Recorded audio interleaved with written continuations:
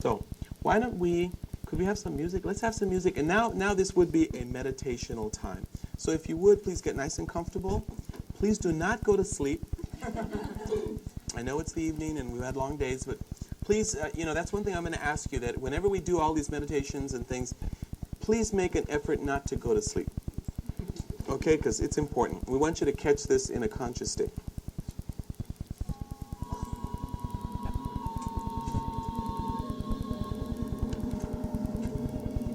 What you need to do is start breathing. Start breathing. Breathe deeply. Breath regulates consciousness. So if you would, just start breathing. A good 80% of you at this very moment are already in trance. Just notice it. That's all I'm asking. Just notice the state of mind that you're in. Just breathe deeply. And what you'll probably find is that you'll start to focus your attention inward. In other words, you will not be thinking in terms of the physical room you're in, or even your physical body particularly, but that which is inward. It helps a lot to have a goal. Like if you walked into a house, an unfurnished house, you might feel a little odd because we're used to having furniture in houses. When we go into our own mind and we go within, most of us, not being conscious of our own clairvoyant ability, don't see anything. So it's like sitting in a darkened room. And that's usually not that interesting, so we tend to lose interest and say, I can't meditate or something like that. So why don't we give ourselves something to look at? What about a pyramid? Look inwardly and look at a pyramid that you now are placing there. Place a beautiful golden pyramid within your consciousness. It's beautiful because I'm seeing lots of pyramids over your heads right now. It's very beautiful to see this. Please place a pyramid right in your line of vision, so that's what you're seeing, a beautiful golden pyramid. And if you don't mind, just keep looking at it. You can change its appearance, you can make it smaller, larger, whatever you like, maybe make it more brilliant. This pyramid can represent the first state of trance to you. How? Because you need to agree with yourself that that's what it means. The pyramid is obviously a symbol.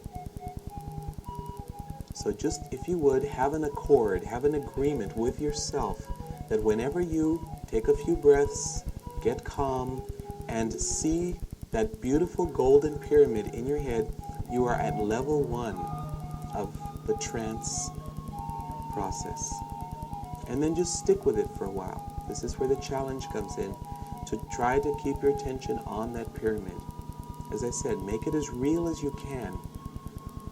Only you can make it real. That's the powerful thing. You see, only you can make that pyramid real for you. No one else can do that. Nobody. But you can do it totally. So focus in on that, please. And again, have that agreement that it is level 1 of the trance state. You set up your own rules for your own consciousness. Most of us haven't done this. So focus in on that if you would, okay?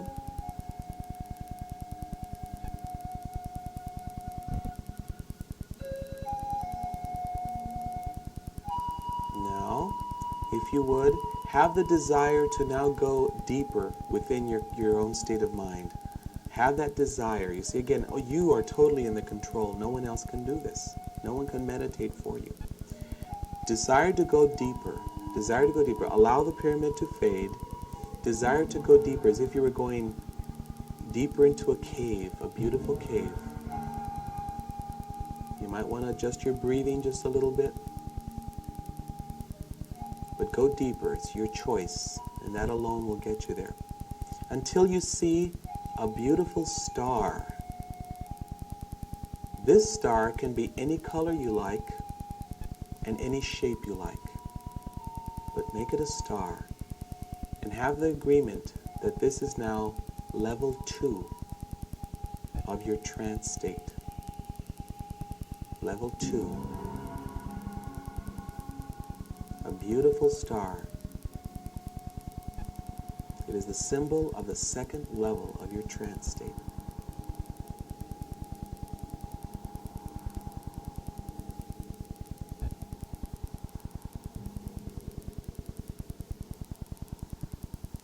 just kind of stay there. We want to learn control of consciousness. We really do. So hold it there just for a while by an act of your will, if you don't mind. Hold it there.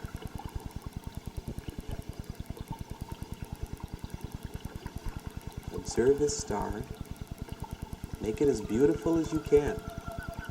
Make it as beautiful as you can. This is your second level of the trance state.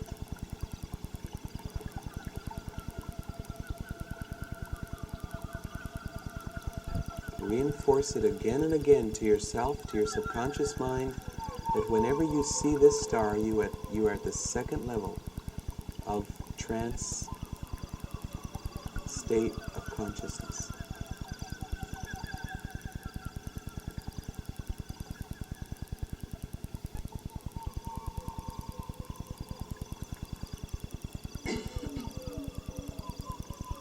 And then when you are ready, breathe again and go for the third. You want to take yourself even deeper into the trance state. Go deeper. Let go of the star. You're going deeper still in consciousness. You're going in and in and in and going in and in and in some more. Go in. It's by an act of your will. Like a fish swimming upstream. It takes a certain amount of your will to do this. Go deeper within yourself. Breathe yourself in deeper. Breathe yourself in deeper. Breathe yourself in deeper by an act of your beautiful will. Until you begin to see a beautiful sun, a glowing, magnificent, brilliant sun of pure white light. This would represent the third level of the trance state.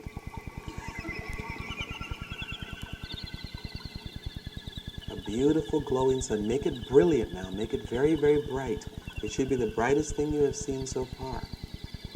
You'll find that by your choice you can make it more brilliant than that. Turn it up like a rheostat. Make it brighter and brighter. And that represents the third level of your trance state.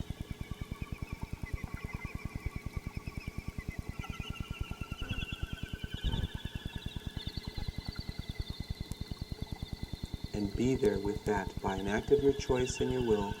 Hold yourself there.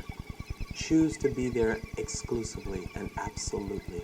The full focus of yourself at this third level of the trance state, looking at this beautiful, glowing, brilliant sun, just giving off life-giving rays, light, and incredible power.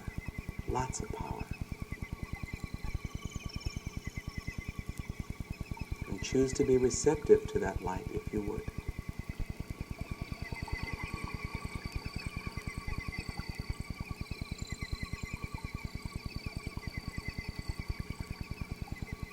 As we progress, it is at this state that you will often have inner experiences, possibly visitations with inner realm beings who reside at this frequency of consciousness. Okay, now gently let that go and return to the star. Now we're kind of bringing ourselves back down to the second level. So bring yourself back toward the second level of the trance state, and now you will see the star. Recall you can make that any color you like and any shape you like. Bring yourself back to the star, the second level of your trance state.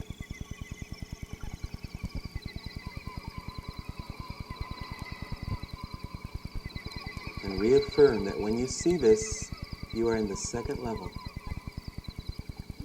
You have an inner accord with yourself about this.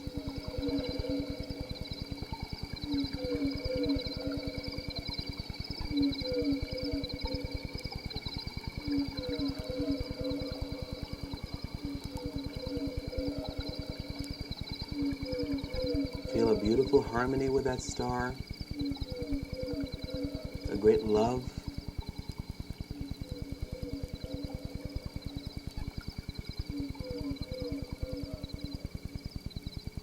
Then gradually choose to let that fade and bring yourself back to the first level of trance, which is a beautiful golden pyramid. Bring yourself back to the first level of trance, the one that is closest to your outer waking state. Bring yourself back to the first level, which has to do with a golden pyramid. That is your landmark, your inner landmark. That is the symbol.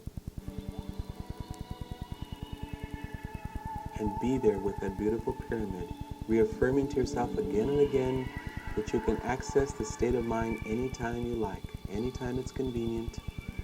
By choice and act of your will, you can do it anytime.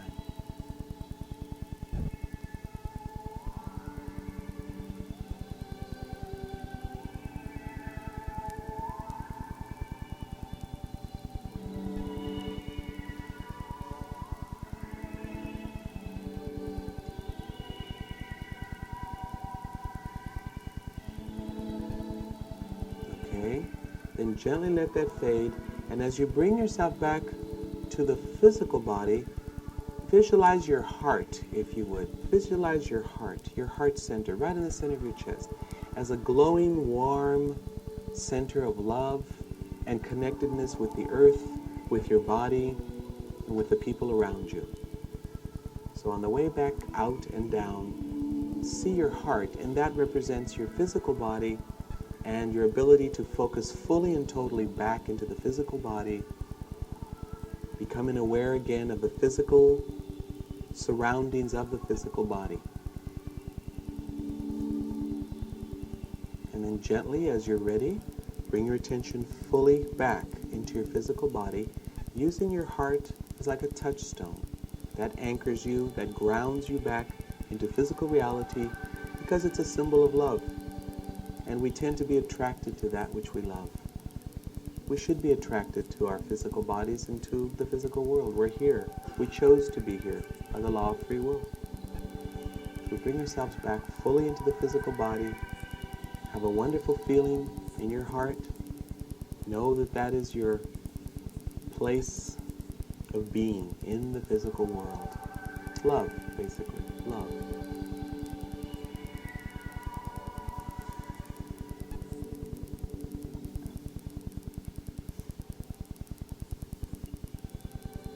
Now, those inner symbols that you have just worked with become, as I said, like inner landmarks.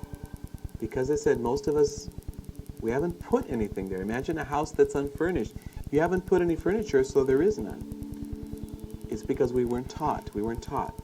Imagine if you went to some country and you walk in the house and everybody's house and they didn't have any furniture. Wouldn't it be odd? You probably feel kind of cold and uncomfortable. And what is this? They said, well, we never learned about furniture. We just sit on the floor. Don't believe in it. Right? It would be a little bit odd, wouldn't it? Because we like the feeling of being comfortable and making things the way we want them, right? Why not? We're creators. So when you think in terms then of the inner spaces, we sometimes have these little inner landmarks. They're places that you go and it tells you where you are in consciousness. It's true. There'll be countless times, I'm sure, when you'll be asked in the future to access a state of mind that's not your so-called daily waking state. And this is simply one way to do it. We're going to be working with these trance states every week in different ways. At times, we're going to ask you to enter various levels and see what type of information you get. For instance, when we break up into groups, at one point I'll want you to access the first level, and just from that level, say, now, what do you see about this person that you didn't see when you were just looking at them intuitively, just sitting there looking at them?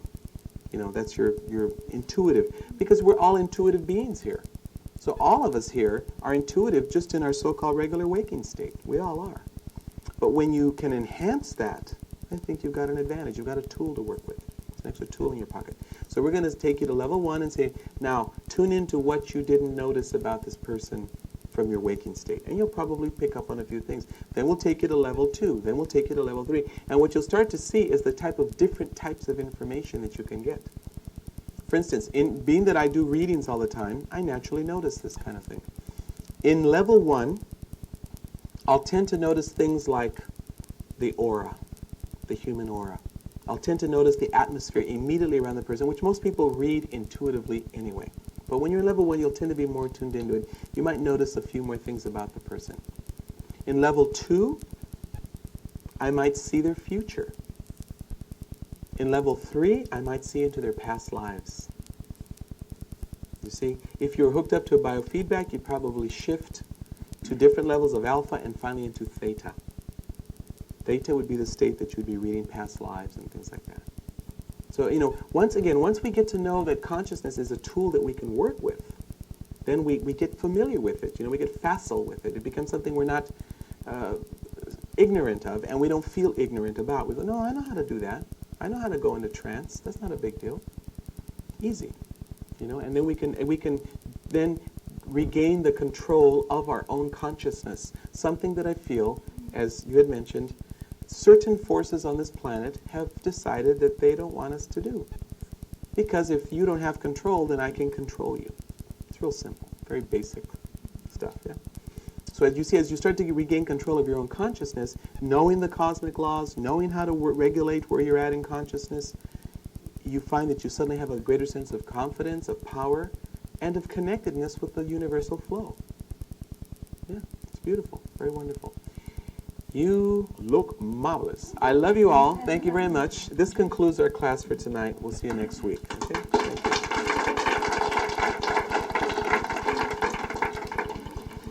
That's law. Okay, the law of order, which I admitted I don't know a whole lot about. Actually, no, what is the law of order? It just says that, you've all heard that old saying, a place for everything and everything in its place. We probably all heard our moms and grandmas say that a lot of times. Why did they keep saying it? Because, usually sayings like that, which are called also aphorisms. In India, in the teachings of India, you'll find a lot of aphorisms. An aphorism is basically a statement, a concise statement that usually will encapsulate one of the cosmic laws or an aspect of a cosmic law. That's usually what an aphorism will be. When people say things like, it's better to be alone than in bad company, what are they talking about? Makes sense, doesn't it? It's true. It's actually has to do with what you call the law of transfer of energy, which I will get into here a little bit later in the evening. But I want to begin with the law of order, and that basically has to do with energy. The fact that when something is conceptualized, whatever it may be, whether it is the shirt you're wearing, whether it is a book you are reading, whether it is bath towels, any of the common things, there is a particular place for things, isn't there? Right? We know this. So the thing is that when things are out of place, the energy is not right with that object. It's that simple. I think, okay, we all, I'm sure from time to time, get a little lax in our housekeeping. Well, a little bit. But, you all know how wonderful it feels to walk in a house that's clean and everything's together, right? It's a wonderful feeling. Why? Because the law of order is being observed, basically. That's the bottom line. And when things are not in their place, or, when there's a mishmash kind of a thing, then you see what happens is that it introduces the element that we call chaos. And chaos is always a temporary condition. The law of order states that everything ultimately will come back into order. It always will. It always will. No matter how crazy it looks at the time, it always is going to come back into order. So when you're looking, for instance, at something like, let's say, the Middle East, and all that stuff that's going on there, doesn't look like it's in much order. I mean, there's all these people shooting at each other, snipers, the whole thing. Temporary chaos, obviously. We know by that the law of order is being somehow or another worked out in 1,000 million little ways. It may not be pretty, but that's what's happening. The law of order basically stipulates that. So when when one thinks in terms of shall I put that away or not, it's usually a better idea to do so. Now, as I said last week, when I say this, I'm being very honest with you, and I'm telling you, do as I say, not as I do, because I cannot claim that my house is totally, perfectly in order. It just isn't all the time. Yet I understand that law. I really do. And may I say one more thing? This is the kind of a law that would be behind you're walking down the street and there's a piece of trash at your feet. The question, to pick it up or not to pick it up. Okay, well, you may pick it up and think it's because, you don't like litter or whatever. Basically, you're observing the law of order. And don't you know that by the law of cause and effect, as I mentioned, all these laws are constantly interwoven, they're intertwined. So by the law of cause and effect, by you picking that up and putting it where it belongs, you have set a cause in motion. You have set order going in the universe. By the law of cause and effect, that must return to you one way or the other.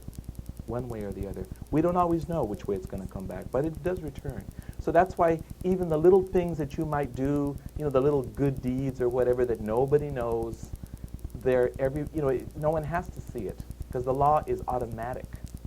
So it's like it's constantly moving. It's constantly moving. There is what's called the law of compensation. I will get into this one again a little more in detail, as I will the law of transfer of energy. The law of compensation basically states that for every bit of effort that you put forth, you must be compensated. There's no such thing as getting ripped off. Not really. Not really. Because if you justly give, and you know you give in honor and in effort, and someone goes, I'm not going to pay you, and they find some reason why they don't have to pay you, rather than get angry, I'm not saying one shouldn't try and do whatever it takes, including, if necessary, you might want to go into the legal route if that's what you're feeling to do, to restore that balance. But the point is that for some reason you would feel like you're being ripped off. You're not. Believe me, you're not. There's no such thing. In the real cosmic law and the understanding of it, there's really no such thing, because what you gave sincerely must come back to you as an aspect of the law of cause and effect. It's called the law of compensation. That's why to do good deeds or to do more than what you get paid for is a real good idea. That's why it's good to tithe. That's why it's good to give more than what the money worth, the money value. And that, you see, that's what's behind the so-called really nice person that always gives things away and is really neat and always helping people. What is this person doing? They're simply investing in the universe, in the universal law. They're giving more than what's coming back to them, so it keeps building up. It's like you've got money in the cosmic bank. That's the truth of it. It really is. The interest rate is very high, Ezio. Very high. It's very high. And it's also high the other way, So don't try anything shady. Good question, though. But, that does bring up what I said last week about things like royalties and stuff like that and commissions. That when you do something for another soul, some of you are new, so I'm just going to recap it really quickly. I simply had stated that when you do something to educate or help another soul, let's say in the realm of education, for instance, everything that they do as a consequence of that knowledge, you catch a little bit of that back. It's like commission. It's like a downline. If you're talking multi-level marketing, that's what that is. For everything that your downline sells, you get a nickel. That's the same way. When you have set something straight for somebody, then from that point on, everything that they do in the light of that, there's a certain goodness that will come back to you. And again, the law works both ways, law of balance. So by the same token, if also you harm another soul, then the negativity that comes out of that also comes back to you, You see, so that's kind of the way it works. So it's kind of good to look at that. The law of order is an aspect of the law of evolution. We see something out of order, we know it's evolving. Okay, the law of evolution basically is the observation. As I mentioned, all these cosmic laws are but the observations of wise minds. People who have sat there and observed how nature works. It's a compilation of thousands of years of centuries and centuries of observation of how does life work? How does it work? The law of evolution simply states that life is always evolving, no matter what it looks like. That's really important because it is. Life is always evolving. For instance, you look at, let's take an example of that. You look at, let us say, a retarded or handicapped person.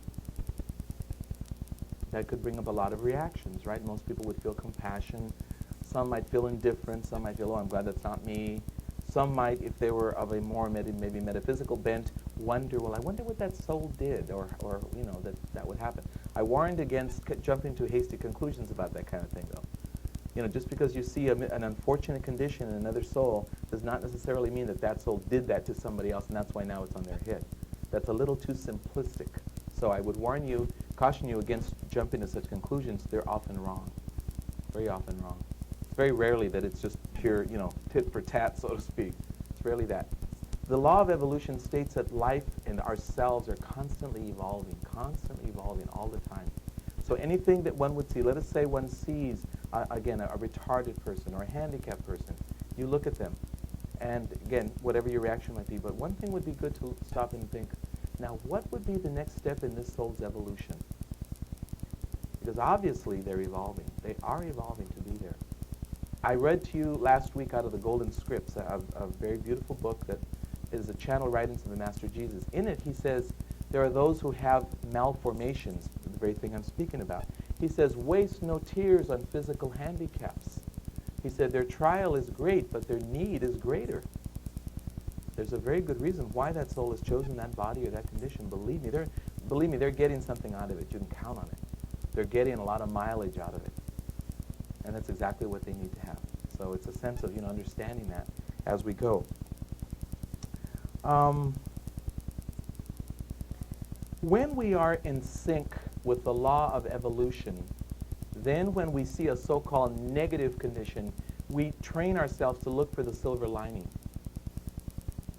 For instance, again, the situation I spoke about with the unfortunate condition in life, you would start to think, okay, now what are they getting out of this? And you find that they're getting something. Do you realize that when you can train yourself to look for the good in something like that, when you can train yourself to see what's beyond the outer physical negativity, when one can train oneself to do that, to where it becomes automatic, then, you become a much more valuable unit in the body politic. Because in effect, what are you? You are a walking healer. You're constantly healing understanding. Because everything that you understand goes into the mind pool. And then everybody has access to it if they want to. They can hold to their small point of view if it happens to be a limited one. But they do have access to it, and you have suddenly improved the atmosphere of the whole planet just because you are looking for the silver lining behind the cloud, That would be something. I wanted to try a few examples of this. Let's take something like a villain. Let's take someone like Adolf Hitler. Nice man, huh? Adolf Hitler. He thought he was doing good, He really did. I'm sure he had his own idea of justice, whatever that was. But the point is, the man, so history would seem to show, wreaked havoc, didn't he? That single individual generated an incredible situation that literally changed history, changed the face of our planet, that's for sure. Not to mention taking a whole lot of people out of embodiment. And not only the unfortunate ones who were exterminated in the camps, but, war. Think about what the war created. However, in keeping with the law of order and the law of evolution, we should be able to look at somebody like Adolf Hitler and see that his presence on the planet was actually kind of perfect. His eyebrows go up. What? You've got to be kidding me. How about Jeffrey Dahmer? Let's get better yet.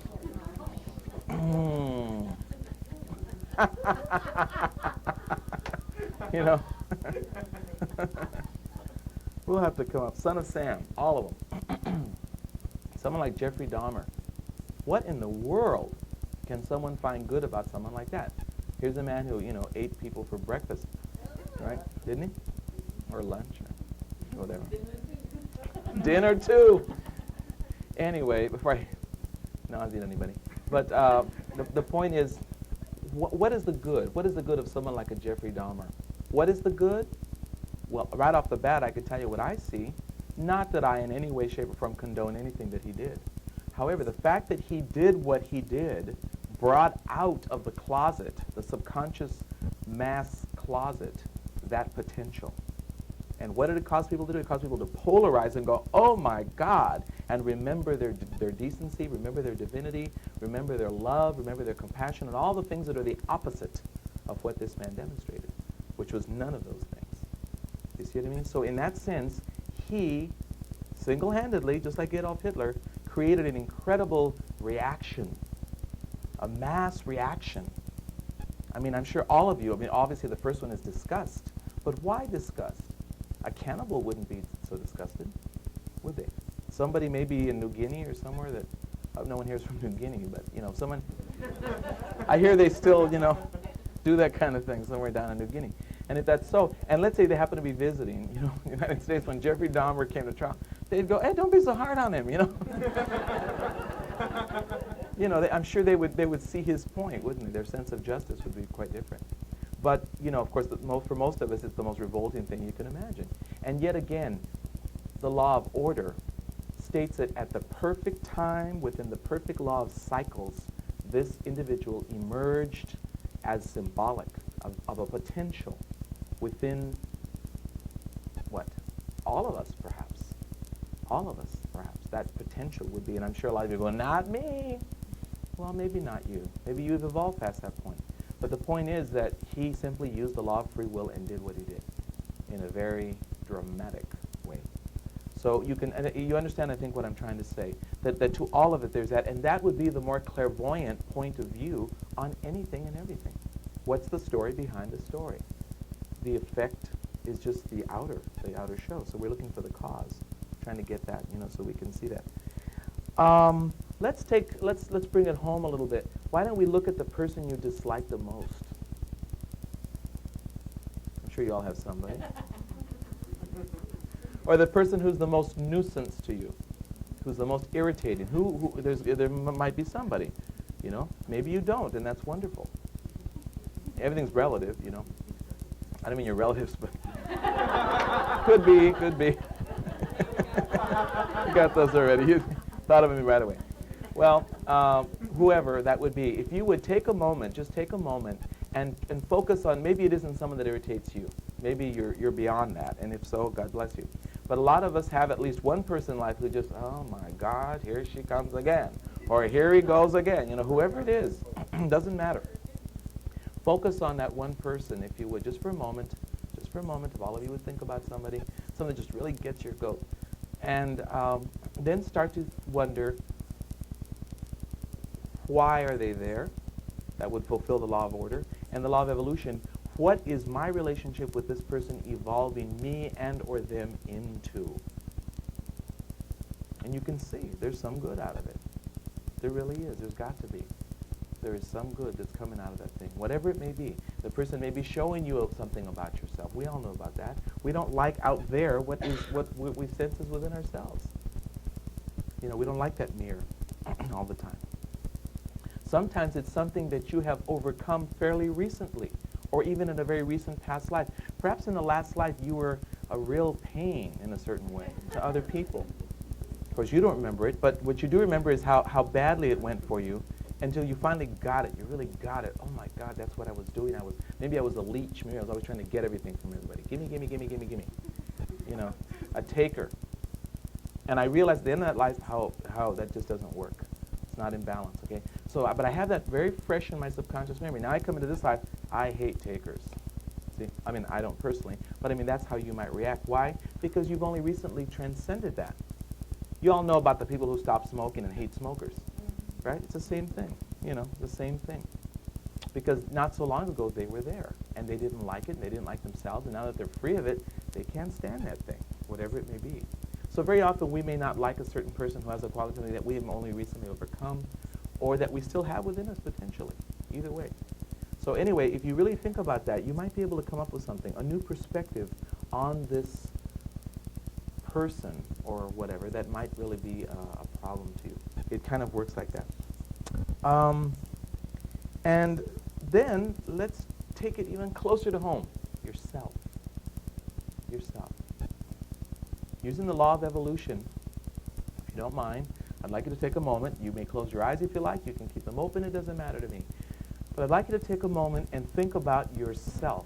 And think about the fact that wherever you are at on the ladder of consciousness, you are obviously also evolving. What would be your next step of evolution? I'd like you to take a moment, please, and think about that. I am going to be silent for a moment or two, and I'm going to think about my own. And I invite you to just take a moment and think about, in keeping with that immutable law, if I am evolving, what would be the next logical step for me? In any area you like, it doesn't matter, you pick it, but let's do that now.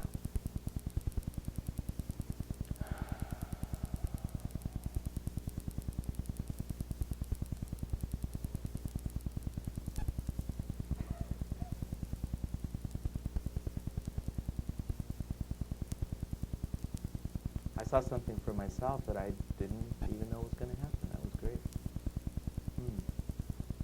Maybe that's something to keep our mind on. Just keep in mind on what's the next step. not in the sense of what's the next little thing I can do, but what is the next natural step of evolution for me as a being, as an entity, as a spiritual being. We're all evolving. That's really true.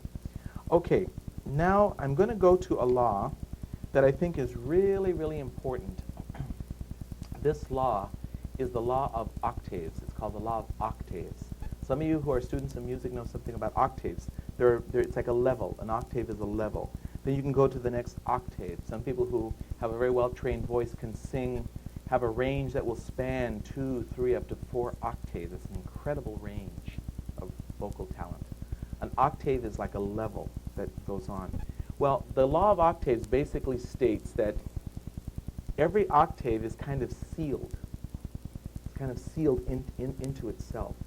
For instance, the physical world is an octave. There are many octaves within that one, you understand. But then the next so-called dimension, let's call it the astral world, or the 4th dimension, if you will, that's another octave. It's a whole other level. The rules there that apply don't necessarily apply here. Now, some basic cosmic laws apply as above, so below, all over. We know this. But for instance, I'll give you an example. When you step into the astral world consciously, you're out of your body, you're in the astral world, okay? Well, a lot of rules that apply here do not apply there. And that's why something like astral projection, it doesn't happen that often, or it's not that common. And when it does, it can be frightening.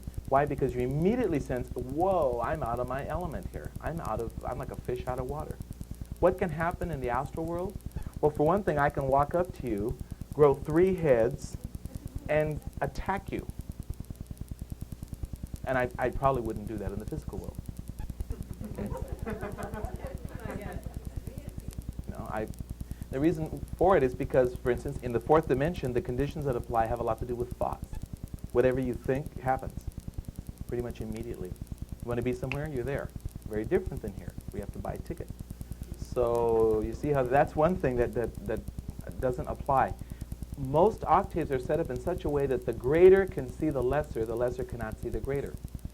Most of us cannot look into the 4th dimension. We can develop to where we can, by the way. Most of us cannot, though, just normally. But people in 4th dimension can see into our world. So that's their octave looking into ours. We cannot necessarily see them. Okay? That's just a basic thing of the law of octaves. That's the way that is set up. The law of octaves also has a curious thing where the inhabitants of every octave are the authority for that octave. In other words, we're the authority for Earth. God isn't. What? Blasphemy. Well, here's what I mean by that. That God, all that is, divine mind, call it what you want, has apparently very wisely, I think, set it up in such a way that each of us are like sealed in our own little compartments. You always hear the typical thing, well, if there's a God, why does he or she or it allow war and torture and terrible things? The reason is because that mind has given us free will and said, that is your earth. Do with it what you want. If you destroy it, don't blame me, buddy. You know, you press the button, not me. God's finger didn't come down and press the red button, you know, and destroy everything. He's got better ways of doing it, by the way. So, in other words, the law of octave states that we're the authority here. If we want intervention, we have to ask for it, which takes us to the law of invocation, which I will discuss in a minute. But I want to talk about the law of octaves. States that it's our responsibility before moving into a new octave to familiarize ourselves with the laws and rules of that octave as much as possible. You're going to move to another country, you can't go over there and act a fool. Well, you can, but, you know, it doesn't work. And what do I mean by that? That, you know, you're responsible to know the rules and regulations of the octave. Your choice, your free will to move into it. You see? It's that way. If you're going to start a new business, it's your responsibility to investigate everything about that business. If you just leap in without thinking, with all fours, as they say, you know, and invest all half your money and then you lose it and then think God's unjust or something, wrong. Wrong. You're the one that has the responsibility to check out the rules and regulations of that new octave. You see, so in the law of octaves, there is this element that we're looking at. There's this very strong feeling of the fact that there's greater and greater. I think the Master Jesus at one point said, in my Father's house are many mansions. That's part of what that means. There's higher and higher octaves. There's higher and higher levels. When you get into various metaphysical studies, you'll hear about the planes of consciousness. That's what those are. They're octaves. They're various octaves. And by another law that I'm just going to bring in here briefly called the law of harmony and the law of attraction, if you focus your attention on an octave other than the one that you're in, you'll start to go there. That's what meditation's all about, isn't it? Meditation is stilling the physical body, usually closing the eyes, basically shutting off this octave and focusing on the next highest one. So you start going there in consciousness. People start having bursts of white light. They start having breakthroughs, especially if you're meditating correctly. And next thing you know, you begin to experience the consciousness of that octave, and you begin to assume some of its powers. Because there are powers usually on higher octaves that are not on the lower ones. That's why a fourth dimensional being, the idea of a fourth dimensional being is frightening to most humans. Why? Because we intuitively know that these beings have got more powers than we do. A magician, a sorcerer, all of these things. These are people. What makes these people powerful? They obviously have got one foot on the other side, don't they? Not just that, and better yet, they've got allies over there. And that's the secret behind a lot of magic, by the way, is when you have some real good allies on the other side, on the higher dimension. We all talk about our guides, our mentors, our teachers. True, that's wonderful. But it's really nice to think in terms of cultivating allies. To some of you, that might be a frightening thought. And the reason is because you think, oh, well, what if I get the wrong ally? What if I get a devil?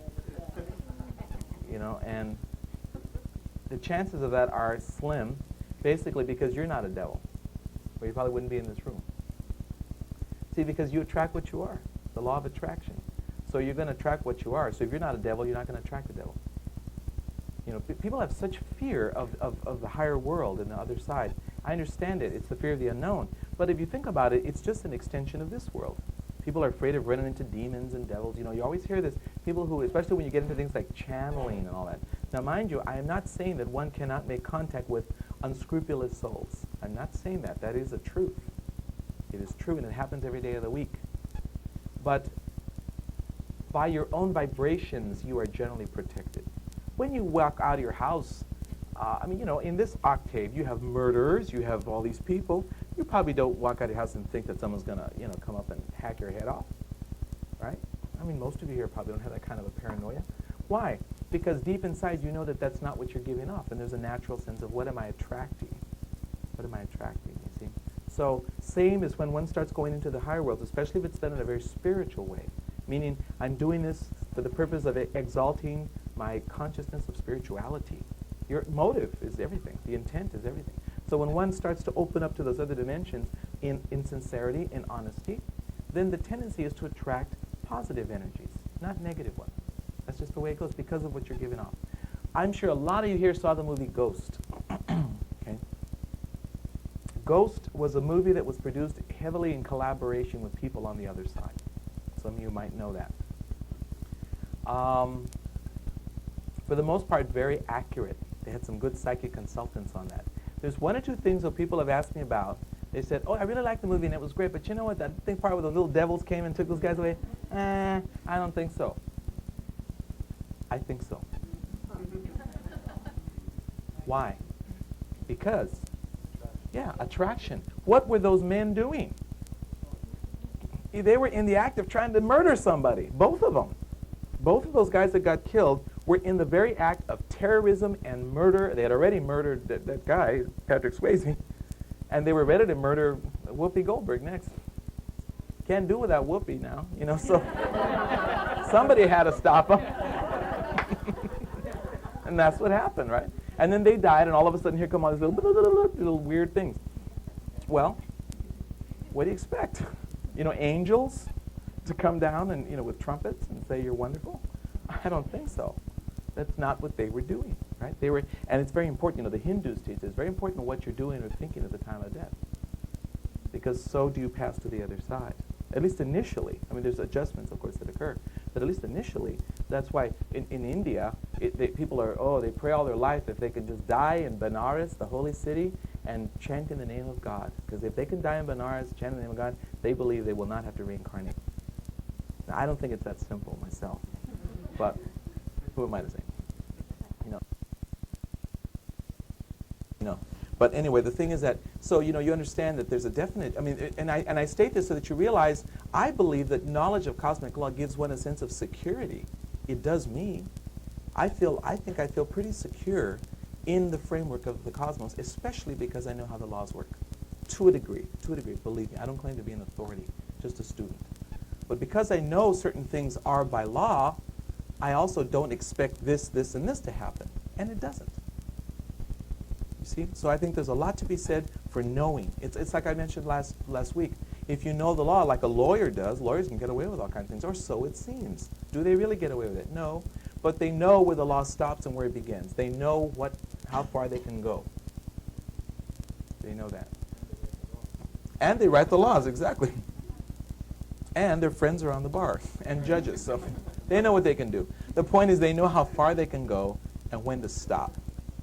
And that's what we're trying to get to here. And I believe that the knowledge of cosmic laws is an extremely liberating thing. I'm really glad you're all here and as excited and interested as I am in it, because I really feel like if you just take these things one by one, and mind you, knowledge of the laws alone doesn't help you. It's the application. You understand that? I mean, we could all just sit here and talk, but they say the old saying is talk does not cook the rice. Right? Doesn't work. Okay, let's see here. Start moving into the law of invocation. Again, in that you'll notice how these laws, they all dovetail one with the other. I love to do invocations. A lot of you know that. Not just because I like to hear myself talk. Some of you might think that. Because I happen to know that there is, in the law of invocation, is the call compels the answer. Do you know that if you call out to a being in a higher dimension, that being must answer you? Must answer you. You call out to the Master Jesus, you call out to Buddha, you call out to Allah, you are evoking a response by the nature of this being. No. See, down here, we have the free will to answer or not answer, okay? And sometimes we don't answer, do we?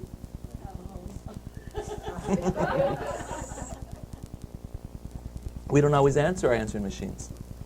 Any of you who know me know that that's true. Sorry. What can I say? I didn't say I was perfect. But the nice thing is that by the law of invocation, we can ask for and open the door for divine intervention to occur. That's what prayer is all about. What is prayer? Dear God, help me. Dear Saint Michael, protect me. That's what that's all about. You're invoking the powers that be to come down here and help. And if you don't invoke them, they often won't come. Why? Because of the law of free will and the law of octaves. It's called trespassing. For them to come in here and help you out of your jam, unless you ask. Even when you ask, there are karmic parameters that they automatically see and observe. But there's a lot to be said for the law of invocation. This is one of the most practical uses of cosmic law I think that there is. I'm going to give you a real easy tool to use that I think is one size fits all, believe me. Okay. The human is an imperfect phase of divinity. Perfect in the sense that it's imperfect. Do you know what I mean? It's perfect that we're imperfect because we're growing and becoming and evolving perfectly into perfection. However, we're not quite there yet, are we? We'd all be glowing light and we probably wouldn't be sitting here. So, the so-called divine is considered rather the plane of perfection, or at least closer to it from our point of view. So, let's say you're in the middle of a situation that's real sticky, real unpleasant, you just don't know what's going on with this darn thing. One of the most practical things to do is to center yourself, get really clear, and then basically invoke with either thought or word. It really doesn't matter in the sense that it's an act that you're doing, and either one is real. You can invoke that the whole situation be taken out of human hands and put in the hands of the divine. and it will be done. Now, I'm not saying it will immediately become perfect and wonderful and work out, but from that point on, you have introduced an element that was not there before. Why? Because the law states that the call must be made from the level where the need is at. In the Golden Scripts, the Master Jesus says, 10,000 angels all wish men well, but not all of them praying together can save one soul from his own folly. Says a lot, huh? 10,000 angels can't save you? Not if you don't ask. I've heard it said many times by people on the other side that they're there and they see you struggling with something and they see you plodding along, just in the slowest, clumsiest way. As Sir Arthur says, bumbling about. and they're just dying to help, and they're saying, just say help, just ask. But no. We don't think about that, do we? I got to do it myself, that kind of thing. Fine. Go for it. Knock your head on the wall. I think things are difficult enough. I don't think we have to make them any more difficult by some kind of an attitude that you're Superman and you don't need any help. And some people say, well, I don't want to ask for help because then my guides are always helping me and then I won't do anything. You should be so lucky. Believe me, it doesn't work like that. You can only get the help that you're karmically entitled to, and understand that frankly. So it's always okay to ask. Jesus said, ask and you shall receive. He knew what he was talking about.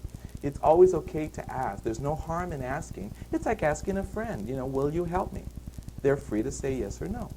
That's the law of free will again now, see? So when we ask for the divine to take over, at that moment you introduce an ingredient that wasn't there before. Now, I want you to realize the importance of this, the far-reaching importance of this, because it goes into things like government. It goes into things like ecology. You were asking about ecology last. It goes into things like crime. In other words, this really empowers the individual. You realize this. Let us just say there's a trial going on. Any kind of trial. You hear about it. It's all over the news, let's say, whatever, okay? And you have strong feelings one way or the other. Well, what's the thing to do? I would make some very strong and serious calls for this whole situation to be taken out of the human realm and into the divine realm. In doing that, you're opening the door for higher wits and the higher, let's call it superconscious or closer to the divine consciousness of the individuals, of the humans, to work. So it isn't just a human hodgepodge of nonsense. Just people with their egos and all this stuff. You see, that kind of thing. So you can see how powerful the law of invocation is. I consider this a super practical thing. To invoke divine resolution, to invoke divine healing.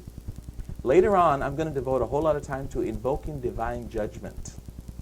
That's a whole different thing. Whole different thing. But believe me, it is real. I have invoked divine judgment on individuals. And within 24 hours, I have seen, shall we call it, results. I did not do it because I wanted to be a meanie. I didn't prescribe what I thought God should do to them. I just said, I see this person, I see this situation, I think it's not healthy, I don't think it's helpful to anybody, I feel personally offended by it, I really think that this person needs to have a cosmic audit. And I'm blowing the whistle on that. Do with it whatever you want. I don't prescribe a thing. I have no sense of personal animosity. And it's the only way you can do this now. You don't want to do it like, get him, do that. Well, you can, but it doesn't work. See, it doesn't work.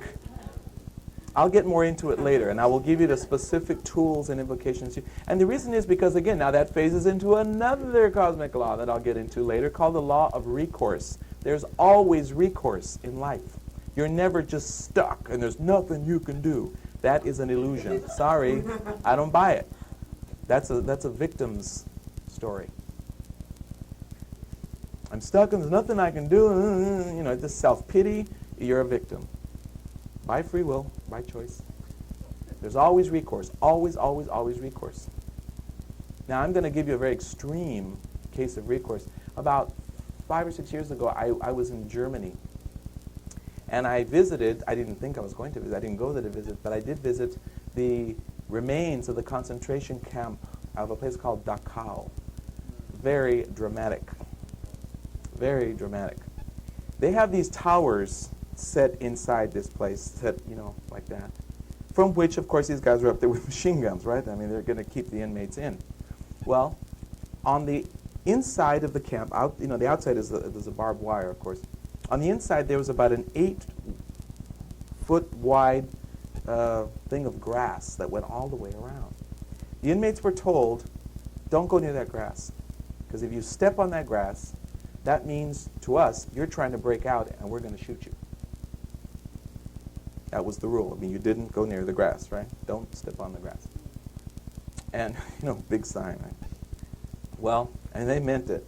Serious, don't step on the grass, And what this guide told us was that every morning after roll call, to make sure nobody had somehow in some incredulous way snuck out at night, a few people would just start walking toward the grass. They're gone. That's called the law of recourse. You understand that? Rather than putting up with another day of incredible pain, torture, and not to mention incredible humiliation, which you have no idea. I'm sure we don't, thank God. Some of us do, perhaps. They should, you see all the movies, and it's like you just couldn't even look. Rather than put up with one more day, they had recourse. And what was the recourse? Freedom. Shoot me. I'm much happier out of here than here. Because it doesn't get any worse than this, They were already in hell. Where were they going to go? You see what I'm saying? Yeah. That's called the law of recourse. There's always recourse. That might sound rather extreme to say, well, anything but death. Oh, really? I don't think so. I don't think so. Maybe you need to study death a little more and find out that it doesn't exist. There is no such thing. You never die. Can't. Impossible. I dare you. Go ahead. Try it. Try it. Try it. Yeah, you'll like it. Really.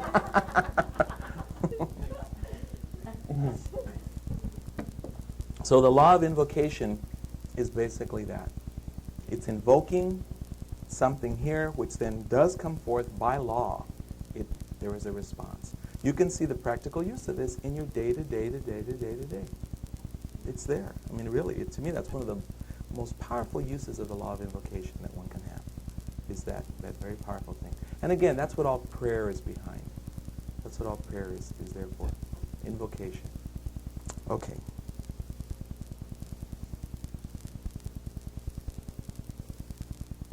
By the way, I was told to mention that divine intervention occurs by invitation and sometimes by crisis. Sometimes when the human just gets out of hand, totally out of control, it kicks in. Okay, that's a built-in aspect of that law, okay? But hopefully we won't let things get that far.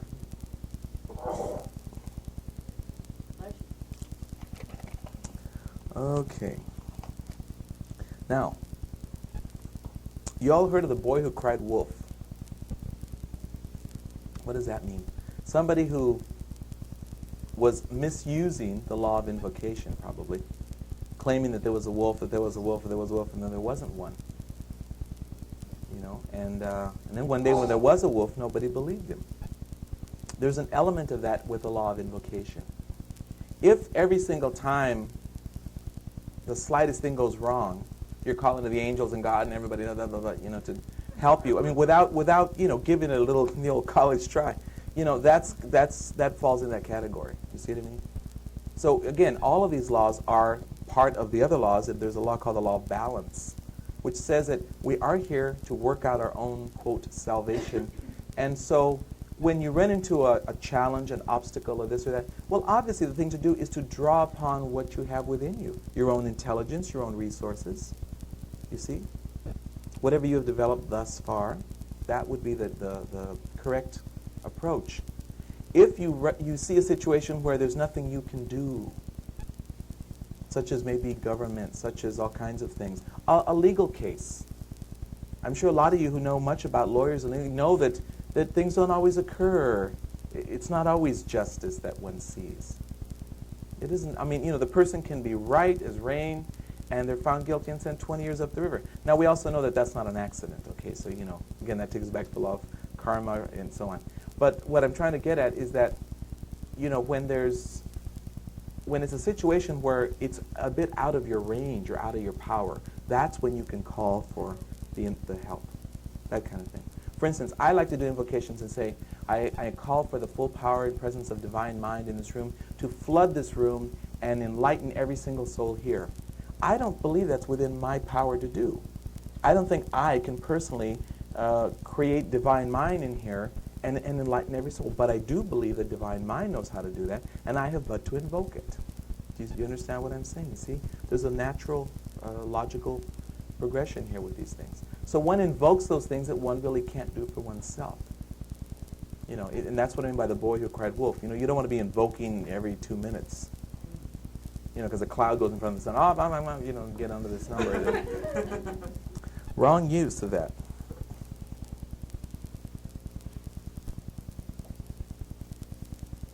Another thing that I mentioned about the confidence factor, and I think that's true. Another thing that happens is that, you've all seen trapeze artists, and the most thrilling, is that the word? It's probably not the right word. The most exciting, maybe, thing to see is a trapeze artist working without a net. Because what does that mean? Yeah. That means that, there's no backup. Okay, well, to me, knowing about the law of invocation, it helps me feel like I'm walking with a net. That, yes, I'm doing everything I can do. I'm doing the maximum amount of my skill, just like a trapeze artist would, but if for some reason I have an off day, go a little too far this way, there's something there to help me. That's what the law of invocation is about. And again, and then that goes into the law of recourse, if you see what I mean. See, I want to keep weaving them together so you understand how they all really work together. And then one has a sense, again, of the logical, natural progression of things. There is indeed that. It really, it works very, very well. Now, another thing is this. When you invoke power or presence or help or whatever, it may not come in the way you think. As that saying, they say, God doesn't always come when you call, but always comes on time. And that's true. So in other words, when you invoke, you must kind of know that, let's say you're in the middle of let's say there's a terrible family situation. How's that? Let's paint a real nasty picture here, okay? There's a terrible family situation. There's an 18-year-old kid who's strung out on dope. There's a mother who's an alcoholic. There's a dad who's, you name it, okay? And you're a member of this family, not having a real good time. You're living there. Your job won't allow you to have your own place. You'd love to. So now you're, quote, stuck with your family. It's a nightmare. You're studying metaphysics, trying to be good. And this situation is what you have to go home to every day, okay? What do? That would be an excellent time to use the law of invocation. How? You would start invoking the higher consciousness of each of those. I'm talking steadily now. You'd want to do this because now we phase into another law called the law of momentum, that things build up and gain power, with use. So you would start to invoke the higher consciousness of every individual in that home, including your own, to start manifesting more and more and more in the daily waking state. Apparently, it ain't happening, is it? Because of the hellish state that's going on. So you would invoke that. You could, if you study a little bit, you can find out that there are certain very specific beings who lend themselves to those kinds of things. And you learn this. It's like a study. It's a science. A lot of you have all heard about the Blessed Virgin Mary, okay, who the Catholic Church, I think, almost considers their property, But not so. Fortunately for us, she is free. And she's not necessarily Catholic either, but she is a very real being. I'm sure any of you who have ever had any connection with her know that. She's a very real being. She happens to be one of a wonderful conglomerate of who are often referred to as the Lady Masters of Heaven, who specialize in taking care of family matters, children, motherhood, and old people. Those are some of the realms of her specialty. So if you've got a problem in those areas, who do you call? Mother Mary, right? You just call her. That doesn't matter if you're brought up a Muslim and there's no such thing. Or you were a Protestant and you just don't believe in her, because the Protestants say, no, she was just some little Jewish girl that lucked out. And, I mean, that's about what they have reduced her to, right? That's one of the great disagreements between the Protestants and the Catholics. So remember, what was his name? Martin Luther got up there and nailed his thing on the door of the church. Yeah, I'm tired of this Mother Mary trip. Let's get rid of her, And that's basically what they've done. They've tried to dethrone her. Fortunately, it didn't work, because her throne is not of this world. So, we start to realize that there are different beings for different things. There are some beings that we've been taught, again, through maybe religious things, which, I don't know about some of you, when you probably started moving away from Orthodox religions, you might have thrown away the baby with the bathwater. I kind of did. I threw away a lot of stuff, all that. And only have to go back and resalvage it again, It was a little hasty on that one, huh? Archangel Michael, yeah. Very real being. Very real being. He's known as Lord Michael in the higher octave. He is indeed what I guess you would call an archangel, but he's also known as a Lord. That doesn't mean he is God in the ultimate, but he is a Lord, and he holds a position in the law of hierarchy. What does he do? He works with the protection, the church. Now, mind you, the Catholic Church had a lot of things right initially. He is known as the defender of the faith. What does that mean? That means that when you are starting to get strong in your own sense of who you are, of trying to be a real, conscious, aware being, and you've got friends or family attacking you, or you have a friend or a relative or a loved one who's trying to, stand up and be who they are, that's called faith. Faith, belief in themselves, right? Then, and yet there's agencies around them that are, trying to put them down or make them feel bad, or in other words, they don't have the support they need. That would be a very good time to invoke the presence of the Lord Michael and ask that he enfold these people in blue flame. Now it gets pretty, huh? Beloved Archangel Michael, I call you forth to enter into this room and defend the faith and the seedlings and the seeds that are being planted in all of these sons and daughters of God here. I ask that you will seal them in your blue lightning and keep at bay and away any force that would attempt to intimidate them, weaken them, or in any way sabotage their wonderful platform that they're in the process of trying to grow. That's an invocation to Archangel Michael. It's a very real being, and he has a very real role. You see? So all of this, we start to find out as we start to investigate that these things are very real. And so you see, you go into someone's house now, let's say Catholic people. I'm picking apparently on the Catholic. I was one myself. And you see little holy cards of Archangel Michael. Well, you don't laugh at that now. You think, how stupid. They're just dumb Catholics. You start going, no. They've got more going for them than the person who says, how stupid. You see what I mean? Because they're in the process of creating. It's not a good thing to attack someone's faith, because one goes against whatever that faith may be, by the way, So you see how we start to work with these various beings. We start to work with them. And this is all falls under the heading of cosmic law as well. There are so many beings, many, many, many, many masters, all kinds, all levels, and they all have different work to do. They all do. I'm clairaudiently right now being told that I'm supposed to dwell on this point just a little bit longer, so I'm going to do so. Apparently I'm touching something. Let's talk then about a being who we know as Lakshmi.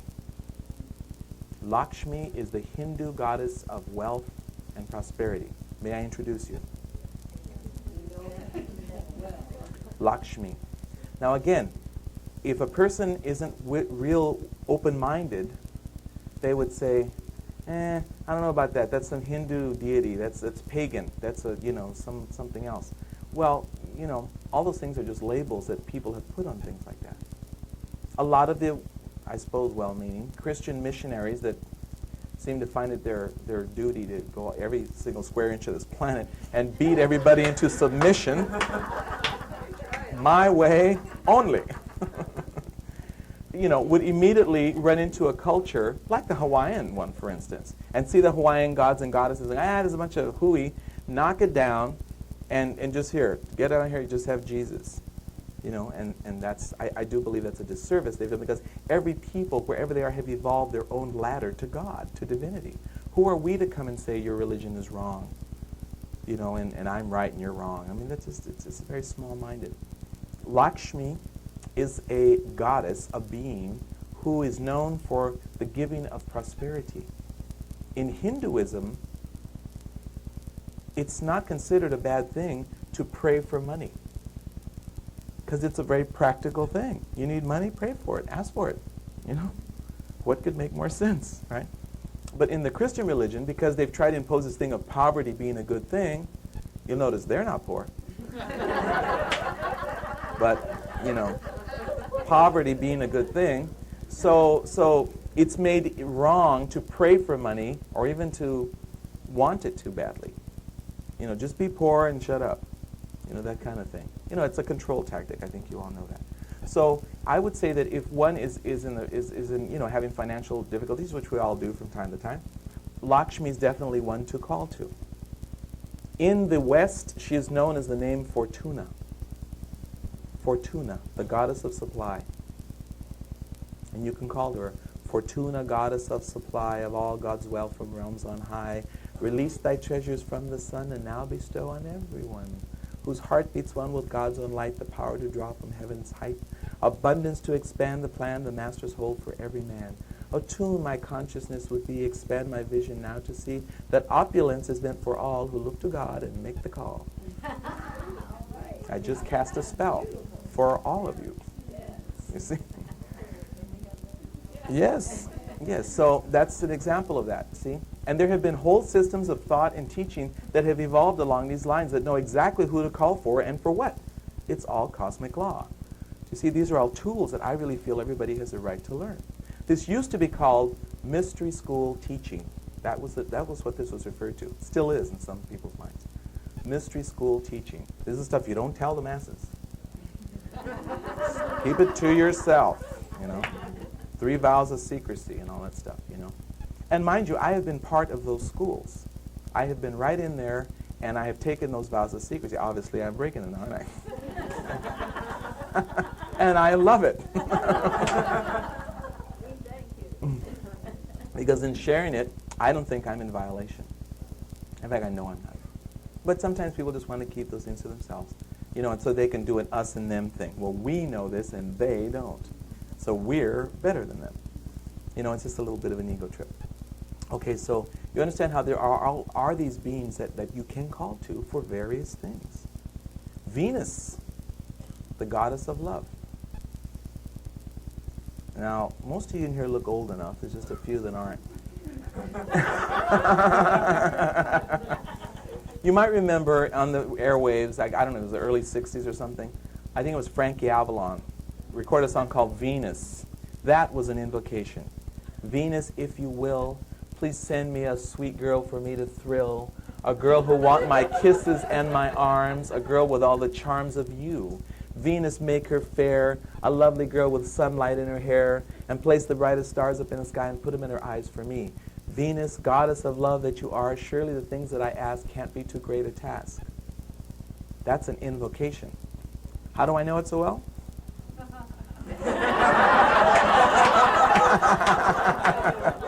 I worked, I'll say. Too well, I find. Some cases, you know, so careful with that one.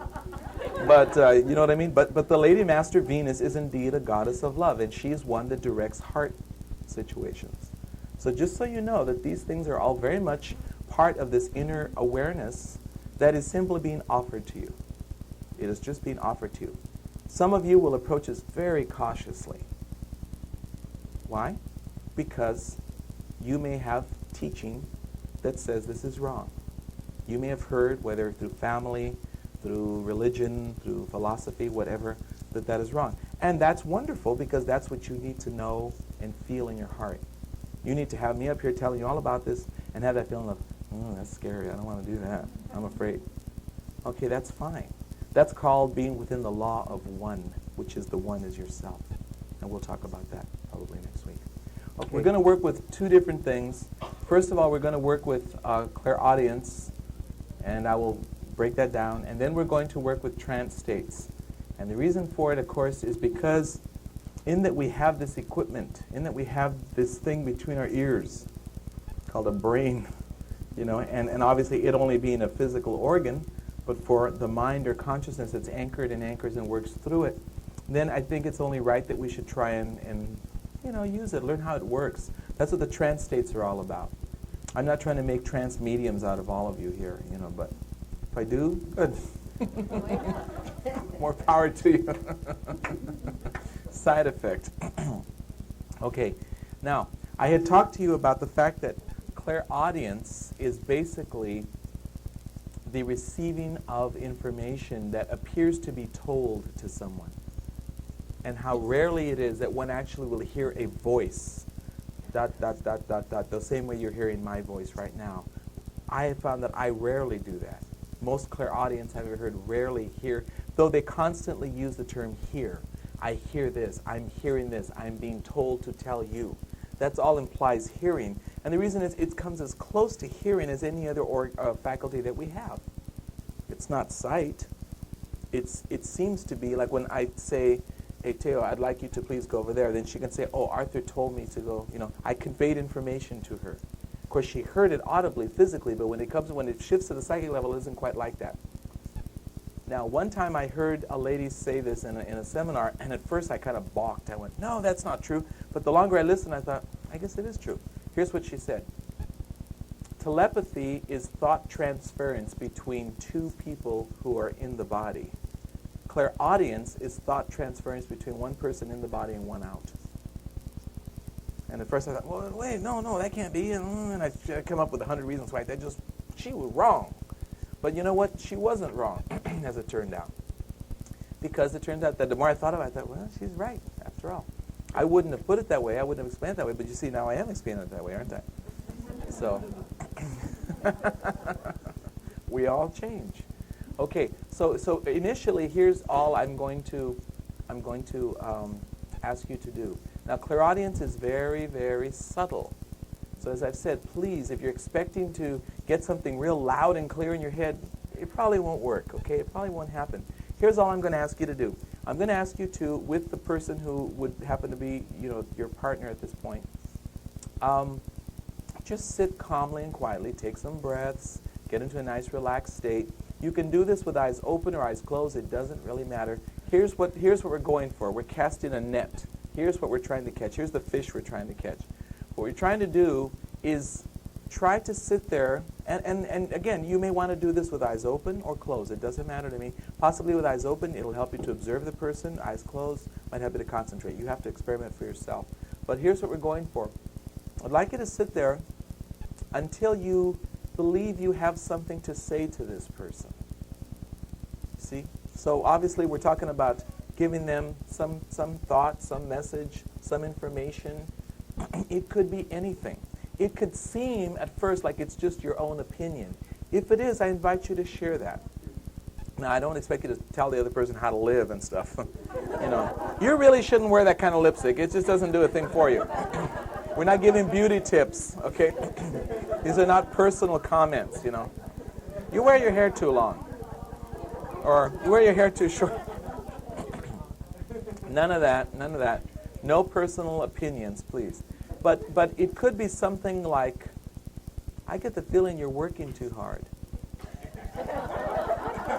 That's a little different. You see, that's a little different. You see what I'm saying? That's a little bit different. So here's what I'm asking you to do this now.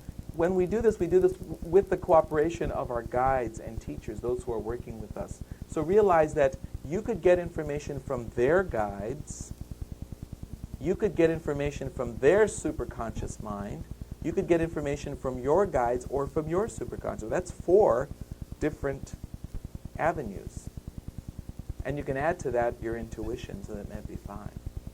See, so though we're calling it clairaudience, and it likely will manifest as that, it's not, again, going to be always a real dramatic thing. It could be something real minor. You may want to ask them a question. You might start getting a feeling that this or this happened, and say, are you doing this, or is this happening with you, or what? But what we want to do ultimately, the goal is to deliver a message. This is not a questioning thing. You may ask a question or two to clarify what you're getting. But you're not supposed to sit there and just ask them all about their life. Well, what do you do? What kind of work are you up to? You know, where are you going after the class? You know. So, you know, see what I mean? So you want to sit there until you get something that you just feel somewhere in your being that you want to say to this person. Let us for the now assume that you're receiving it clairaudiently, okay? That's how we have to start. So that's the first half, and then we're going to work with trance states after. So I'm gonna allow about a good 10-15 minutes for this, and please feel free, whoever gets the impression first, to share it with the other person. The other person feel free to comment on it. Please, though, I ask you to be tolerant in the sense that if the person says to you, I sense that, let's say, you're going to have, you know, a job change, or I get that feeling. Don't go, no, I'm not, no. You don't know. Maybe you will, you know. So please, you know, don't make the other person wrong, okay? And I want to create it where you can't say something that's wrong, okay? Now, if the person says to you, you have 3 children and a husband you don't like, and that's not true, maybe you're not even married, then you can gently say, well, no, that's not so, but, you know, you must be picking up something from somewhere. You know, help the person along is what I'm trying to say. You want to be helpful here. So we're creating a very safe environment. That's what we're doing, all right? So feel free, and when you feel ready, exchange, you know, with the other. In other words, when it's time for the other person to share, do so. I'm not always going to say stop now on the other person. You do that on your own. We're allowing about 10-15 minutes for this clairaudient experience, okay? And whatever you come up with, there's no such thing as a wrong answer, all right? Please allow yourselves to have fun with it and feel free, and try and be uninhibited, okay? Don't sit there forever waiting to be knocked on the head. Just open your mouths and talk, okay? Thanks. You that were here yesterday, and I recall some of you were not here last week, but we were dealing with trance states. And just to briefly recap, I had asked you all to move into an altered state, which is called a trance, even if you're not totally unconscious. Some people think in trance that you're totally unconscious, like a deep hypnotic trance. There are those, but it's a matter of degree. So I had shared with you that in the first state, so that you could have something like a landmark, what you wanted to do was visualize a pyramid, a golden pyramid in your mind to associate with your subconscious mind. That was called the first level of trance. And to hover there and stay there and get to associate and know what that feels like. That's the first level. Then to shift to the second level, at which point you were to associate a cloudburst. Cloudburst, see? Wrong. A star of any kind, a starburst, if you will. A star of any kind, you can make any size, any shape, and any color. But a star would be associated with the second level of trance. The third one to be a beautiful sun, like a sunburst. A sunburst of pure white light, the most brilliant light you could imagine. That to be associated with the third or most profound or deepest level of your trance state. Now, our experiment, and mind you, these are always experiments, and every time you do it, some of you have been in some of my psychic development classes, and you've shared some of these things. We've never quite done anything quite like this that I'm about to do, though. But if you have, realize that every time you do it, you are not the same, so you're going to have a different experience. So there's no such thing as, oh, I already did that. You know, it's like, yes, you did that way back then before you'd gone through 118 changes that you've since gone through. So I expect you're a whole different being. Here's what we're going to do.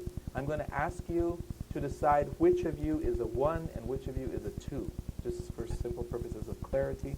And then I'm going to say the ones, I'm going to ask the ones to go into a trance state level 1.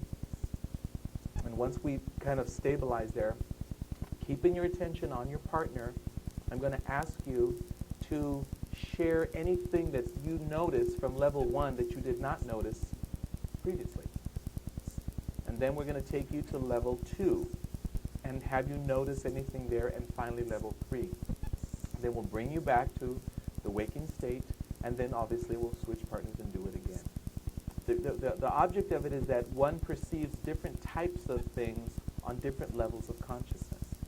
You see, so here's a very working, practical way of using this information. All right? So I think that's pretty simple. I hope it is. So please decide amongst yourselves who's a 1 and who's a 2. Doesn't matter to me.